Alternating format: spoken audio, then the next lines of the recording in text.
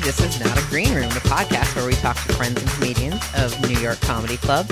As always, we're coming from beautiful Court Square, Queens at Pinch. Is it Pinch Music or Pinch Recording? Scott always yells at me that I said the wrong thing. But then, you get it backwards. It's like when you meet someone's wife and then they tell you her name's Sheila, but then you call her Shannon. And then they're like, no, it's Sheila. But then for the rest of your life, you're like, wait, is it Sheila? It's the Michelle-Melissa syndrome. Yeah. No matter who I meet, if you're Michelle, you're Melissa. You're getting called Melissa. You would think Michelle would be your favorite name in all of the world. Because of Michelle Branch? Yeah. Yeah, I've never called her Melissa Branch, so I guess. Well, anyway, our guest today is the lovely Jess Salomon, who I'm really excited to have here. Yeah, is it Jess or is it Jen? I don't know. Jennifer Salomon. I'm excited to have you. We've wanted to have you on a couple other times, but you've been very busy. You've been all over the place. Yes. And of course, we've got the whole triumvirate is back this week. Nick, Rachel, and I. Amy. I'm Amy. So I want to jump right in. We were just talking about this. I'm so curious to talk to you about, you recorded a special with your wife at JFL Montreal. So continuing our theme from last week, talking about JFL. Tell us about it. So my wife and I have a duo act called the L. Salomon. She's Iman El-Husseini. I'm Jess Salomon. L. Salomon's was our wedding email and hashtag. And now it's like a comedy duo act and brand. And we just started doing it. Of course, you take a beautiful thing in your life and you're like, how can we monetize That's this? it. Yeah. I mean, literally the email we use for our duo act is the same one that people would have emailed to be like, what's the dress code? So, if you want to mess, we'll accept gifts, at this stage from any fans that weren't at our wedding. We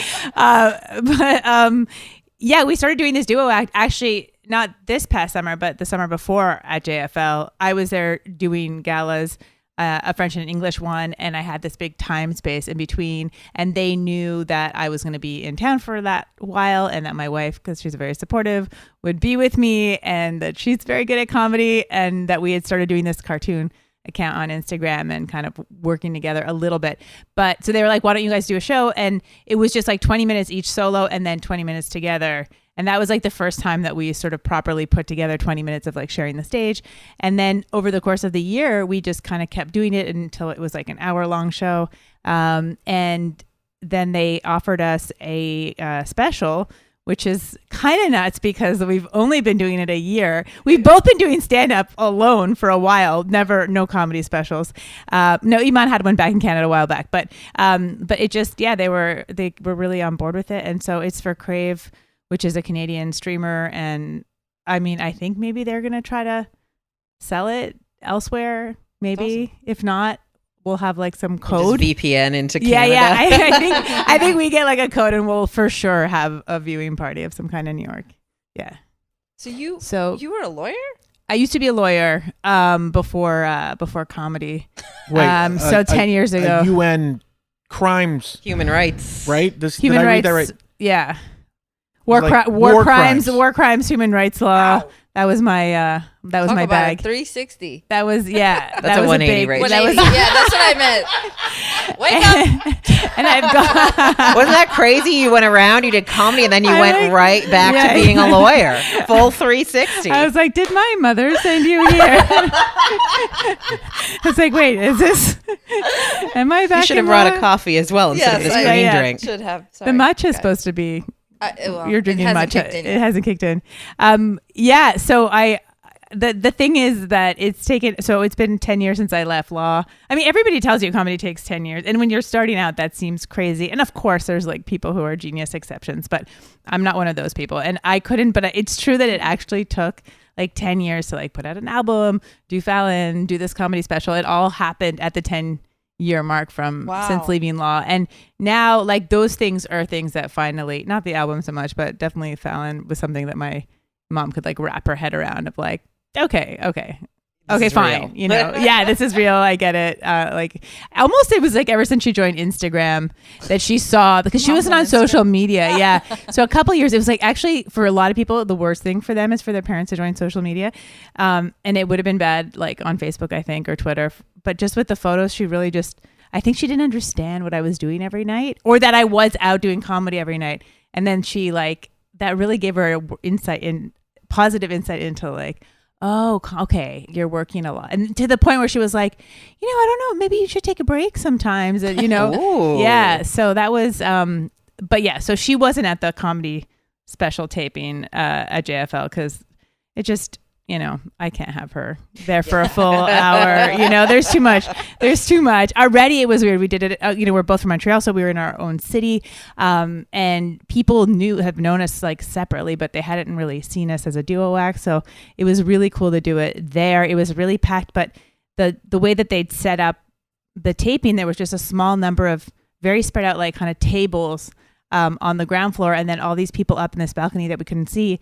And I was so panicked about just being so close and so everyone's lit up and just seeing these tables because I knew that I was going to know people. Like there was for sure one woman who's like, my grandmother's not alive anymore, but one of her friends still is. She's like 96.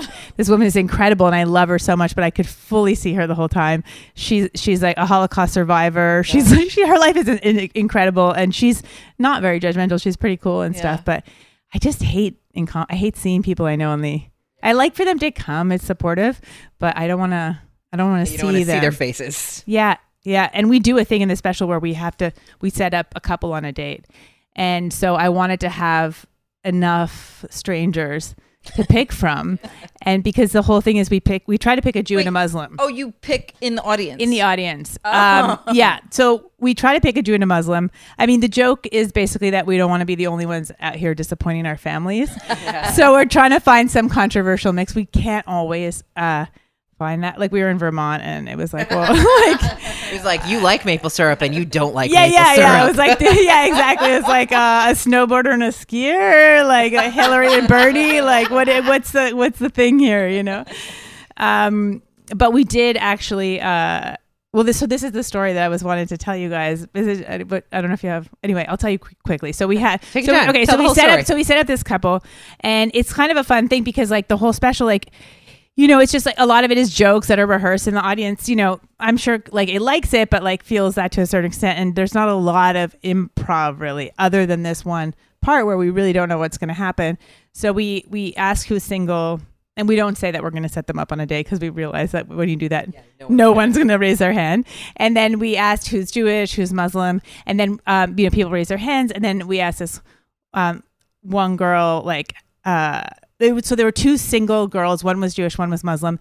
And then we asked them their sexual orientation. And one said that she was a lesbian and the other one said that she was queer.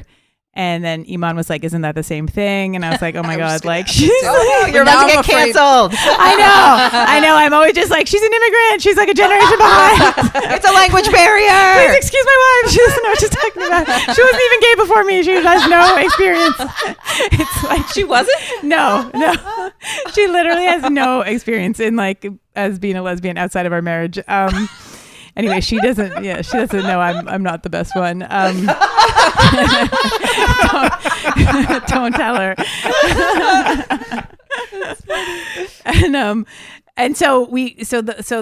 So then we were like, oh, perfect. Like, so then we set them up on the date and then everyone's cheering, they get up and there's a table that then gets lit up and they sit there and they get brought like wine and like candle and whatever. And then we ask them some compatibility questions. And that was all really fun. And then we go back and this is kind of towards the end of the hour and we go back and we do a bit more stand up and then we go to check in on them and the light comes back on. And then, we're like, how's it been going? And then the Jewish girl is like, oh, it's been pretty good, whatever. And then we asked the Muslim one who actually it turns out is also Palestinian, which is what my wife is. So that was weird because she like looked like the whitest girl you've ever seen. And then I was like, and I was like, how's it going? And she was like, oh, I'm a little bit nervous because I'm not out.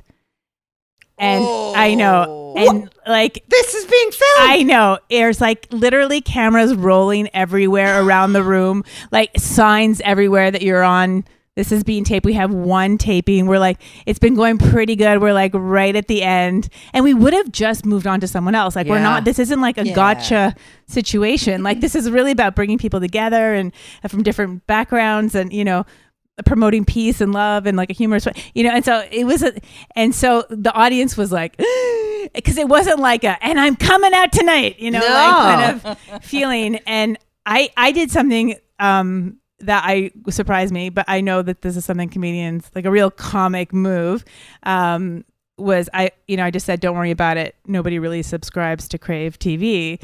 And so Iman like almost fell off the stage because she didn't expect me to say that. Yeah. And the audience really died because now I just like thrown the whole production under the bus. Yeah. And normally like I'm very afraid to do that kind of thing, but it was just like I had to say something. Yeah.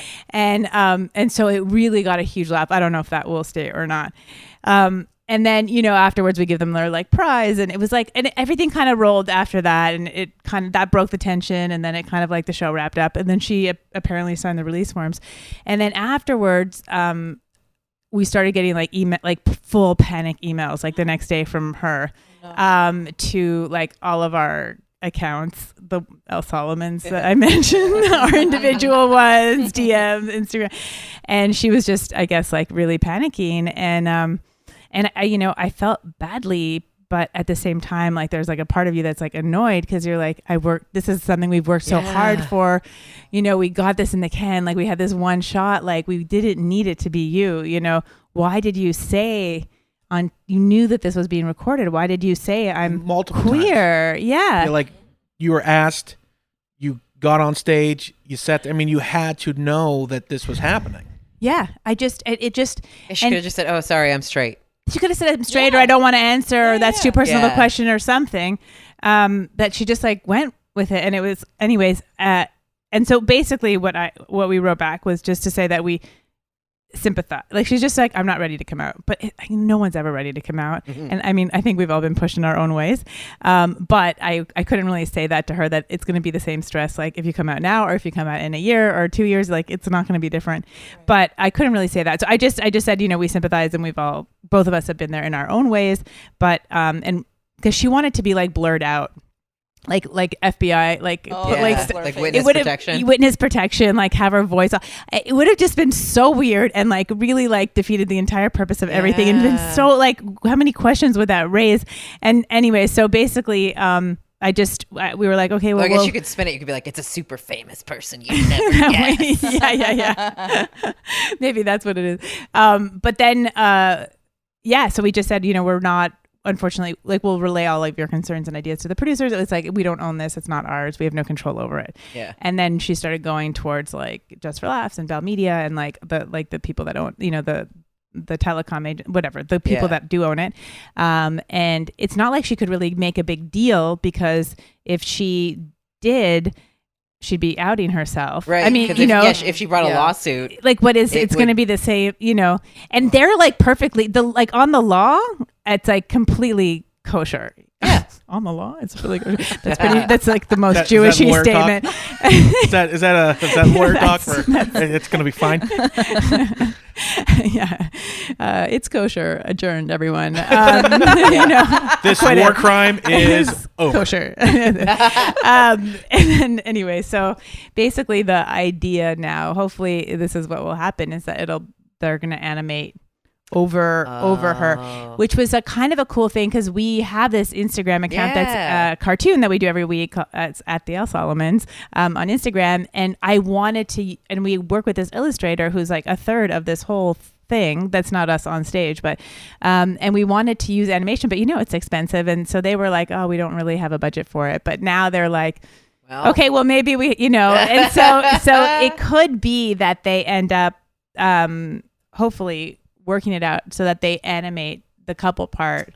How do you feel about that? I think it would be so actually cool. Is a great way for it to work out. I mean, there would have to be another little part that's animated and some other. It couldn't just be that alone. Like it would have to be a bit coherent. Like maybe the intro would be like the intro sequence, and because I had seen Hassan Minaj's Homecoming King, and to me that was like really like something that I love what he did, and I thought like that kind of thing.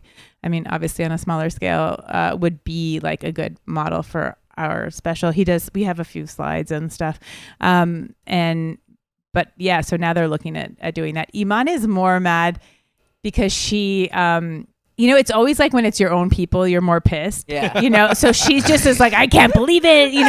People think we're so backwards, and now she's trying to sabotage this. And it's just played into everyone's, idea of like what, Muslims are like. And then, and like I'm the same way with Jews. Like I freak out, and she knows how to handle it so much better than I do. But it's just, it's just, I think it it's is worse. weird how that happens because I'm the same. I'm Jewish too, but like I get so mad. I get so mad like at the stupid shit that they do. It's not a fair representation of all of us. Yeah. Please do not look at that one person.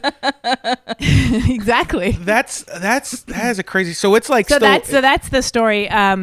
Which was like our, I guess, big story from JFL on that tape. And it's still pending. Like you guys are still figuring it out. Yeah, I mean, it's now it's basically the animators that like they've met. Our guy has met with his JFL and the animation company, and now they're just like sorting out what is doable, like from a budget standpoint. So hopefully the numbers will work out and they'll be able to do that, because it would be so sad to lose that chunk. It's really like a big part and like a very cool part of the special, and I hope they keep my joke, my real comedian joke of like, fuck everyone, man. I'll like say this. I don't give a shit. I'm going to tell you the truth. Yeah. I don't care that you're paying my bill. Well, legally speaking, though, you don't have to lose it. You can use it because she signed the waiver, right? Yeah, absolutely. Like, I mean, no, exactly. And I think they're just seeing if there's a more kosher nice way. Human way of no, a nicer absolutely. human approach. But yes, I think because there's a part of me, because we have to deal with this in a very not really relatable thing, but like when people ask for a refund and we're like, no, you've seen that we have a no refund policy at the club 17 times before you hit purchase. So now you want a refund. No, it doesn't work like that. What kind of why do they ask for refunds? Like, what's the they're dumb. They don't like the comedian? 700 reasons. Only once has someone ever actually said, I didn't enjoy the show and I want the refund. Everybody else. Here are many lists of reasons just recently that people have asked for refunds. One, there was a great so Ekaterina, have you met Ekaterina, our Russian hostess, box office person? I don't know. Long blonde hair, is glasses. the greatest. I think I've seen, I didn't know her name, but yeah. I love her because she's super Russian. And like, I mean, like the stereotype to the T. Yeah, like she went to college in America. She speaks fluent English. She's got beautiful handwriting, by the way, which no Americans have.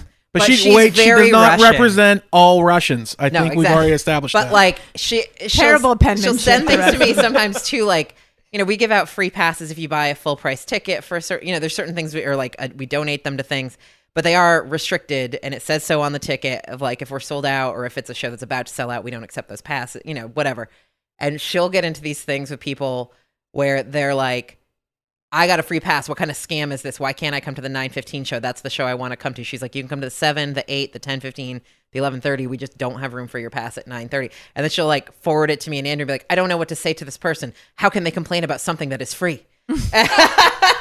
And she got into it with this one guy last week who wanted a refund. He started off, he goes, nobody told me there was no mention of a 2-drink minimum anywhere. And she writes back, it's actually mentioned twice on our website before you purchase tickets. And again, she's doing it in this very like official Russian way. And then he goes, well, I didn't sign anything that said I agreed to buy 2 tickets. And she goes, by buying the tickets and showing up, it's also on the sign at the front. And I told you with my mouth when you checked in. And and then he says, well, I didn't know how much they were going to cost. I didn't realize I was going to end up spending $23 on drinks. And she's like, they are printed on the menu. The menu clearly displays the prices. And then at some point, I forget what the last thing was he said back. That she just forwarded. She goes, I cannot speak to this person anymore. I mean, how is he even still talking? Like, I can't tell at that you. point, just the accent alone I would. But she should have like a. This was all over email, so I'm reading the accent over. Stuff. No, but he would have heard it. Oh no, he would have heard it when he checked in, but not in the email. Oh, everyone's so brave behind the computer. Yeah. So it just sounded probably like more a little bit autistic, I think, because that's the thing is like she's fluent, but she uses a pretty formal, a slightly formaler version of English than like we do. Yeah, in person. So there was that guy. Russian. On the computer, it's autism. Yeah, exactly. A number of people recently have tried to get a refund because they claim our non-alcoholic package, if you're not buying alcohol, is discriminatory. And I'm like, you don't know what that word means. But you have a non-alcoholic package. Exactly. I would be discriminating against you. By the way, also non-drinkers are not a protected class, so it's not discrimination anyway. No. But if you not even in Canada are they protected. in the nicest country on earth. But it's like, wait, they're non-drinkers in Canada? Also, we don't have them. Yeah. Fair. It's like, no, I would be discriminating against you if I didn't let you in because you said you weren't going to buy beer. Instead, I let you in and I let you buy all the sodas you wanted, and I gave you some popcorns. Calm down. I'm trying to think of some other pretty good refund. Drunk people we've had to kick out Okay. for being That's a good disruptive one. have tried to get a refund, and we're That's- like, no, how do you brought this even- upon yourself. So the dumbest one is when people buy the tickets, they go through the whole thing and they think they're buying for another club. And I just have to like let them know, like, listen, we're the New York Comedy Club, not a New York Comedy Club. You don't just buy a random ticket and then show up to whichever venue you like to. Like, I got my ticket here. I'd like to come in. Yeah. Well, but also Through too, life. people just like genuinely, So I funny. think from other places, like mostly Americans, if they live in Idaho or whatever, there's one comedy club within 100 miles. And they, at no point do they understand in their brain that there are multiple comedy clubs within the city of New York or the state. We got a call from someone who thought they were buying tickets to a comedy club in Saratoga Springs, New York, which is like 270 miles away from here. Oh and my then they God. called up, they're like, oh, I'm sorry. I thought I was buying for blah, blah, blah. And I'm like, How do you get How? through life, sir? How do you get how did you think that this whole time? Our location is clearly noted with the address while you're buying the tickets, since we've got 2 locations we want. Like there's so many things that you have to ignore to get that I mean, far. even the Google search, you just typed in New York Comedy Club. Yeah. And thinking that represented the entire state. It's true. Of The New York. name, I could, yeah. That would be your Google search would also be the name of the club. Yeah. I mean, I booked a show myself in a venue in Kansas City, and I didn't know that there was more than one until like someone was like, "Which Kansas City?" And I was like, "Did I book the hotel in the same place as the show?" They're like in different states. Yeah. How is there a Kansas A City lot of people don't know in that. Kansas? I mean, And that's weird. That's a okay, weird right? That's thing. weird. The Okay. only That's different. The only reason why I know is, and we've had this conversation, and why I know geography is sports. yeah. The Kansas City Royals, the Kansas City Chiefs are in Missouri, Kansas City, See, Missouri. sports very educational. Yeah. I try to tell my girlfriend this all the time. Like, she doesn't know. We went to Baltimore a couple weeks ago, and she had not a clue. Nowhere. She's like, how far away is that? I was like, I don't know, 3 hours. She's like, is that by Pittsburgh? I'm like, no. What? How do you not know? How do you not know this? But then she knows nothing about sports. Right. So she has no idea. Why else would I know That's where very certain true. things are? I do relate cities to sports. That's how I learned about cities. Like when ESPN was like my Yeah. zone was my first job in the city. So that's how I just associate different Yeah. cities. I know different time things. zones because of when the Steelers play out west. It's a later game back east. I know Never some went that different far. venues because I used to like the Grateful Dead a lot, and so I knew like the Were you- different like. you were Did you Deadhead? follow them around? I mean, I didn't really get to follow them before like Jerry Garcia died, but I saw them a couple times. But I did follow Phish around for a little bit, and so I Do you know call like yourself a deadhead? I haven't in a long time. But there was a period of my life where I would have, yeah. Same with Phish, That's great. but it was like a moment in time. I would still listen to the Grateful Dead. I don't know. I just would get too nostalgic, and because I had this like I didn't keep listening. So there was like this huge gap. I did go to see Phish at Madison Square Garden this past not New Year's, but around the New They Year's sold run. it out like 13 straight nights, right? Yeah, but I hadn't seen them in I want to say like 18 years, and like so with a full gap, and so I hadn't been to a show, and now it was just so weird. I knew I couldn't do any hallucinogenics because I was like I was just going to trip out too much on like time and like nostalgia and stuff because I went to MSG and it was probably the same people, but I hadn't seen that audience in 18 years, and now everyone like there was just like so many bald spots that the lights were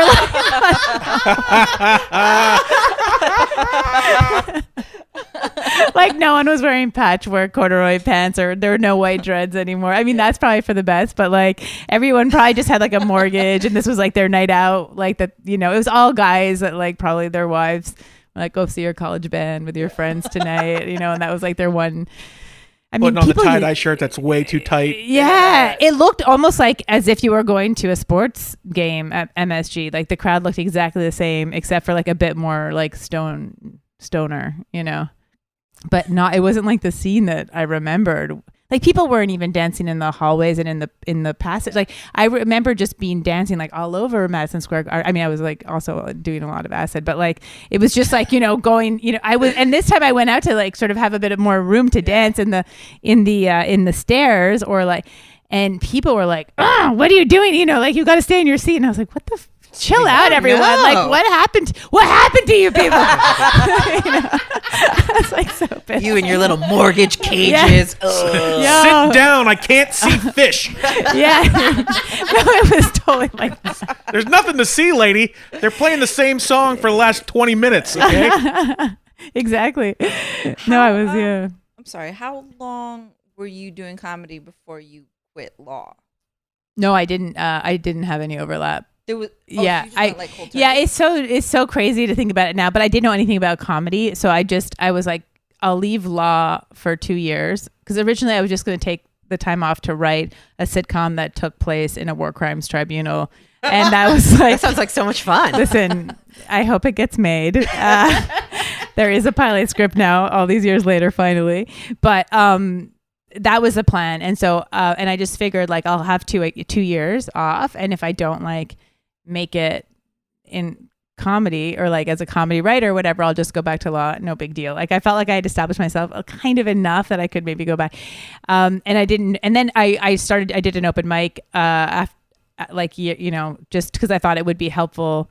No, it wasn't open mic. It was a comedy stand-up class. And then I started doing open mics at the same time. But the stand-up class, I saw a guy I knew was like taking the stand-up class. And I'm like, oh, that'll help me with like script writing to know like how it sounds. And I don't know. Anyways, and I immediately got hooked on stand-up. And then, but still in my head, I was like, if I don't have an HBO special in 2 years, like I know it's, I didn't know. You know how everyone thinks they could just do comedy. I also thought I could just do comedy. And I was like, oh, that'll be a clue to me that this isn't for me. And then I'll just like go back to law. No big deal, you know? So that's why I just kind of, and also I was like living in The Hague and I didn't know about like whatever there was in Amsterdam. There wasn't much. So I figured I would just, I had the money saved up. I was like, I'll just go back to Montreal. I was in a relationship. My girlfriend at the time owned a house. Like I was like, I'll just start there. And so, yeah, I didn't really, I'm really all or nothing. I could never, that like you could see with Phish. I was like, followed them and then I was done. You know what I mean?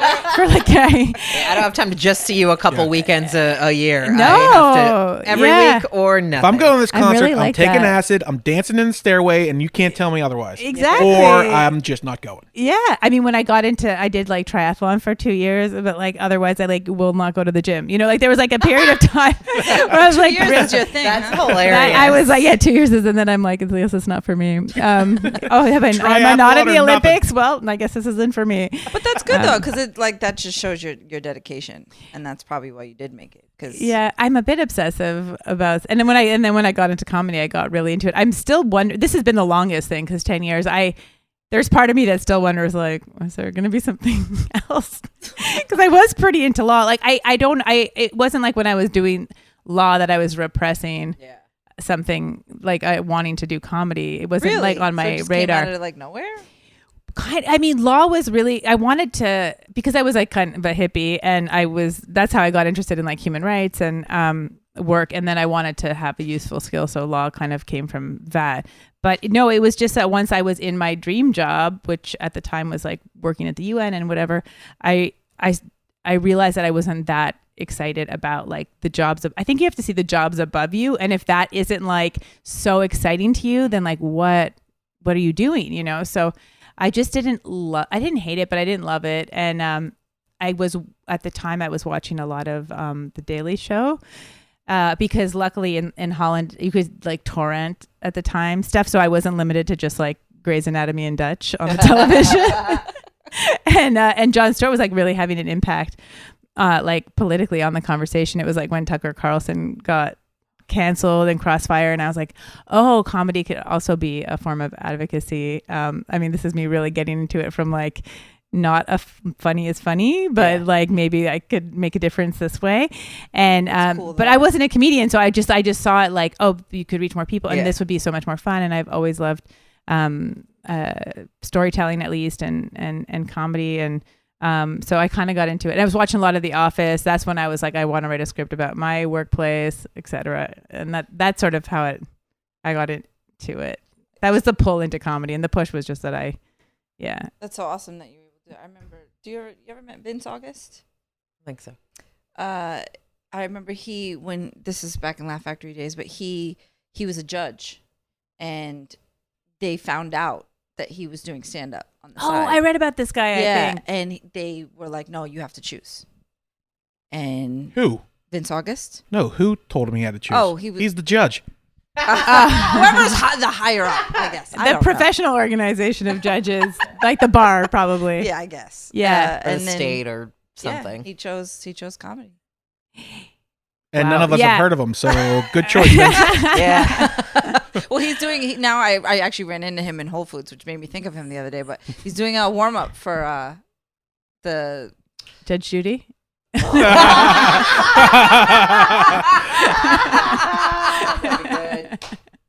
I don't know what's funnier is just like the relationship to that joke, or the fact that Judge Judy would have a warm up. Does she? I have no idea. I would love to see her show. The bailiff comes out before she does. All right, folks, this is what's going to happen, okay? The Daily Show. He's doing warm up for the Daily Show. That's cool. Because my brain could not turn on to. Now I feel bad. Sorry, Vince. That's pretty good. That's a sweet gig. Well, Jess, you worked with IFC, correct? In the sketch show? Oh, yeah. I was like, IFC. I just have like ice on the brain, and I was like, or like a government. You've been deporting people. Yeah, I was like, you work for the CIA. I was just like thinking of like law related stuff. IFC. Well, yeah, I worked there was the last season, which was season 4 of a show called Baroness Fun Sketch. I was in the writing room for a short while, and it was an amazing experience. And that season starts, it's a CBC, so it's a Canadian show. It's shot in Toronto, and IFC also bought it. So it airs on IFC as well. So that season that I wrote on starts on September 17th, so pretty soon on CBC. And then I think it's like a week later or something on IFC. So I don't know yet, like what sketches, if any of mine made it. I know they definitely shot one of them. So I hope it also made it onto the TV. That would be so cool to have a sketch on TV. I don't want to ask the bland question of do you like sketch or stand up better, but I mean, is sketch comedy, like, how did you get into sketch comedy? Did you get it from stand up, or was it kind of something you've always done? And they didn't know that I didn't know how to do sketch. They knew me from, or one or two of them knew me from stand up, because we'd done, like, one of the actors, sketch performers, she also does stand up, and we'd been on a couple shows together. And like, Canada's pretty small in terms of the comedy community. I did take 2 levels of sketch writing at UCB, which was very helpful, because it taught me how to actually, what the structure was.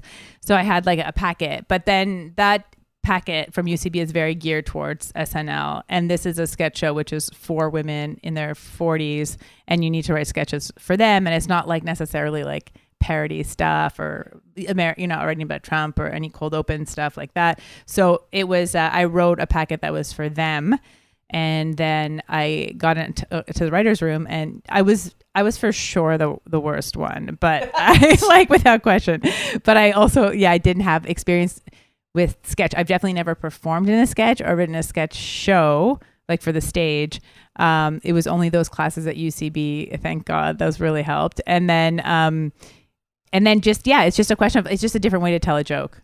Because I'll have the idea of like the premise of the sketch. Like the sketch that I wrote that I think maybe we'll get on is, it's just about the idea when people are like, oh, I'm just not into politics. I just don't, and I don't understand, because it's when things are going the way that they are. It just seems crazy to me that someone could be like, could you stop bringing me down? That just really, I just don't really care. I just don't really think about politics. And so in this sketch, it just gets like to the point where they're like, it's like these 2 women, they're in a work camp, and one of them's like, yeah, but don't you think this is like don't you think this is really bad? And she's like, I just really don't like to talk about politics. And then they're like finally digging like the most enormous grave for themselves, you know? Like, yeah. It's just, and that just I don't know if there's something wrong with me that digging the most enormous grave for themselves made me laugh that hard. I think that like from what one of them told me when they shot it, like they really exaggerated the size of the hole. So I hope it makes it. But yeah, that's like something that is, this really bugs me. Maybe I'll write a stand-up bit about it. But then it just like doing the sketch it in another allows way. the visual as the hole itself is part of the joke, and where if you're on stage trying to describe. So there's two women. Okay, picture this. They're digging a gigantic hole. You're like, that just doesn't work out. Yeah. So it's a lot different. Writing sketch and writing stand-up. It's like, how do you paint? Like, what brush are you using to paint the picture? Well, stand-up, I'm a little bit limited because I'm not great with act outs. I have thought of like. Because like you see Bill Burr is really no, I know, but like there's some jokes that I think of that would be they would do well with the act out I have in mind, but I don't know that I can like execute it. Like Bill Burr is like so good with act outs, for example. He's like a real stand up who's like he really is good at the act outs. He brings you into that. I don't know if it was the joke with him at the end of the like having a helicopter to prepare for the end of the world, and he's just like the way that he just like acts out the going and it just adds this whole other layer that's so funny. We were actually talking about that when Dave Cyrus was here, and Bill is in the new movie that Dave is making with Judd Apatow, and we were talking about how good of an actor Bill Burr has become, and we were saying that through his career you've seen his act outs just get better and better and better, and I think that comes with him learning how to be an actor. Yeah, I think it really can add so much to a stand-up routine. And but yeah, in this case, I could just like give it that idea to the actors, But yeah, it's just a question of learning how to tell the joke in a dialogue between different characters and the setting, and also to like keep in mind that there's like it's these four characters and that there's like certain limitations, not like the stage as not as limited as that, but budgets and how many places they can shoot it and thinking of those kinds of considerations. But it was great. I mean, hopefully they get another season. Hopefully they'll let me back in that room. Yeah, that was like the Laugh Mob Laugh Track show where they do visualizations of parts of the joke. Yeah. There were a couple people I know that were like, yeah, they liked my joke, but it involves a lion. And they were like, we can't buy a lion, so we can't do your joke. That's what Iman wanted actually for our Crave TV special. She was like, a lion? She wanted to like come out on a lion, or it's just like she's like such a Leo. I don't know if you've seen her album cover, but it has a lion photoshopped into it. It's like the more like DJ Khaled, like Leo gold, like Sultans of Sunset themes, amazing. And I was like, I think they don't have a budget for animation. How, like, into Leo she was last month when it was Leo time. Oh yeah. And I would see things on Instagram and Twitter. I was like, all right, Iman is a very proud Leo. Yeah, definitely. It's a big deal. Yeah. Yeah. I mean, my mom, my mom is as well. She is August 16th. She has the same birthday as Madonna. So my mom didn't identify it as Leoness, but I was like exposed to it and prepared my whole life for Iman because of how my mom is.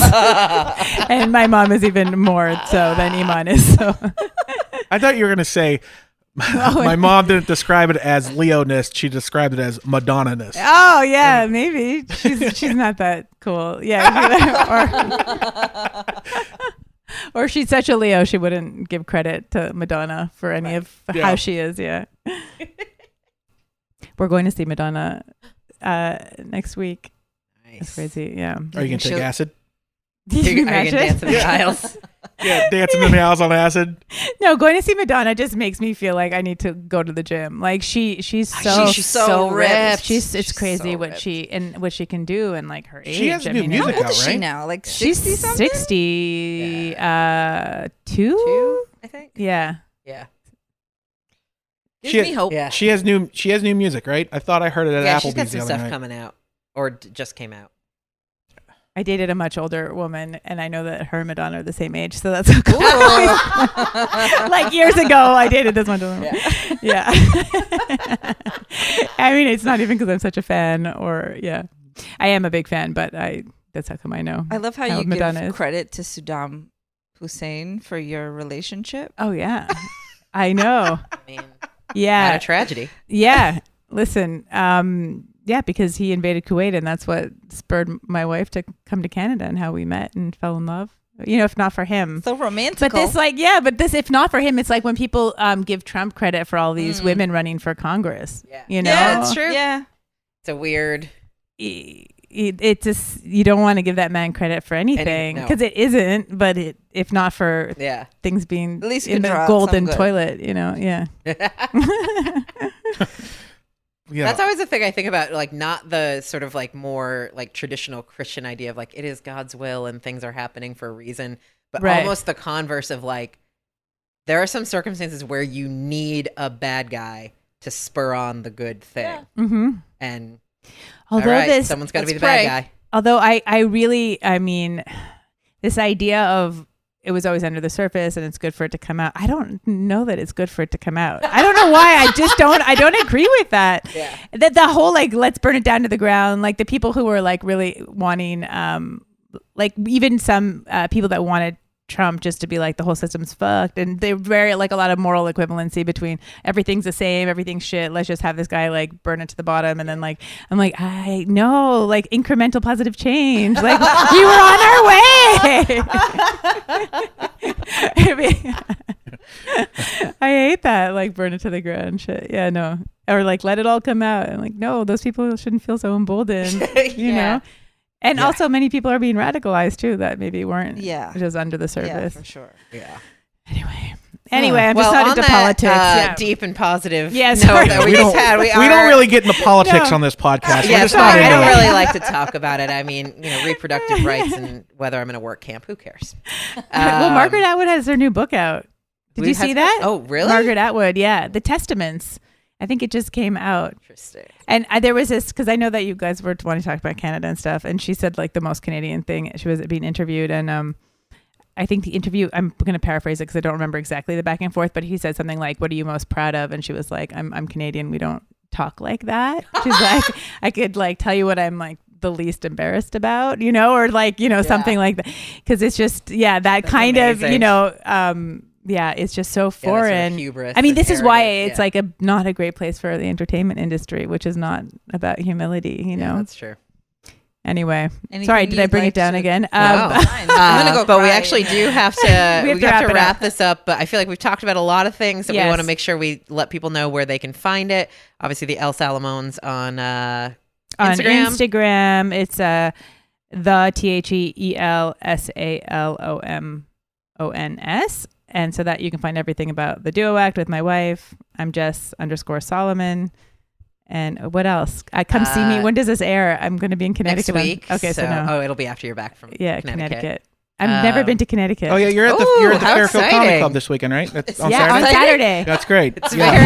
No, I'm being totally sarcastic. Fairfield's it's a great little club. It's inside of a hotel lobby, but it's better than it has any right to be, though. I've gone there twice now, and at first, when everyone was talking about it, I was like, I can't believe that you got talked into being a part of this. This is ridiculous, blah, blah, blah, blah, blah. Can't believe we're sending comics up there and telling them this is going to be a good time. And then people started coming back, and like at first, there were some kinks that needed to be worked out, and then people started coming back and being like, it's actually pretty fun. Oh, cool. And I went up, the first time I went up was with Michael Costa, and it's great. It's so fun. Okay. The later show gets a little rowdy, though. I'll warn you now, because it's BYO, and boy, do those desperate housewives like to BY their own O. Oh my god! Okay, I can't wait. But yeah, so the IFC should be airing on IFC maybe in a week or Baroness, two. fun sketch. Yeah, probably this month, I'd say. Sometime. September. Check out their website. And if you're Canadian, make sure you subscribe to Crave. Subscribe. They need all the help they can get, apparently. Yeah. They don't have many subscribers. There's no lions. There might be animation. There's definitely a lady who didn't want to come out on TV. Yeah. I mean, there. When I said that thing, when I got backstage, the like person in charge of Crave was like, actually, we have like 7 million subscribers. Oh my god! I was just trying to be fun in a very awkward situation. Just trying to get out of the hole we had found ourselves in. Yeah. Thank you, Jess. Yeah, thanks for having me. Thank you so much. Thanks, Jess. Bye-bye. Thank you for listening to This Is Not a Green Room. We are available wherever you get your podcasts, including Stitcher, SoundCloud, Apple Podcasts, and iTunes, as well as the Laughable app. And wherever you're listening to us, please subscribe and give us a 5-star rating so that other people can find us and love us too. You can find us online at Not a Green Room on Instagram and Twitter, and you can check out the club at New York Comedy on Twitter and NY Comedy Club on Facebook and Instagram.